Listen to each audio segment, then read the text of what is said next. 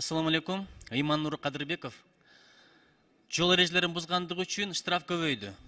Эми түшүнөм, кырсык азайсын, айдоочуларда жоопкерчилик көбөйсүн деген маселе болуп атат. Бирок урматтуу президенттин өкүлү, башкасын билбейм, мына чоң шаарларда, Бишкекте, Ошто жолдордун тең жарымы эле яма, уңкур-чуңкур. Айланып өтөмдөгү чекти жанагы сызыкты кесип өткөнгө туура келип атат кээ жерлерде. Ошол эле мезгилде жолдор аябай тар түшүп калыптыр. Ташкенттикин караңыз, Алматыныкын караңыз, жолдору кеңири, биздики тар. Анын эки жагына дагы парковка жок болгондугуна байланыштуу көп кабаттуу.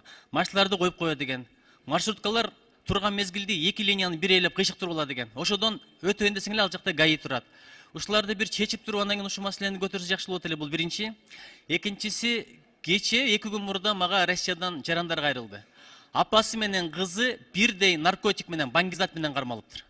Бул маселени көтөрүп атабыз, айтып атабыз. Мурда бирден түшсө ак жеринен. Азыр болсо подстава деп коет муну. Ошо жайган торуна түшүп калып атат. Ошо жактагы билбейм, нарко барондорбу, нарко бизнестин өкүлдөрүбү, же органдар менен биригип алып иш кылып атабы. Мурда бирден түшсө эми апасы кызы үй бүлөсү менен түшүп атат. Ушуну миграция кызматына айттык эле. Аэропорттордо, тиги вокзалдарда поезд турган. Рекламаларды кылгыла, барганда эле жакшы айлыгы бар, кыска учурда байып кетесиң, карьераң алдыга кетет деген бир жарыяларга ишенип кирип албагыла, курьер деп алып туруп силерди подстава кылат дагы, ошентип камап коет деп. Чырактай кыздар балдар камалып, эми апасы менен кызы кошо камалып аттыр. Ушул боюнча Ички иштер министрлиги, Тышкы иштер министрлиги бир нота жөнөтүп, биргеликте атайын комиссия түзүп, же следственный группа түзүп туруп бир карайлычы.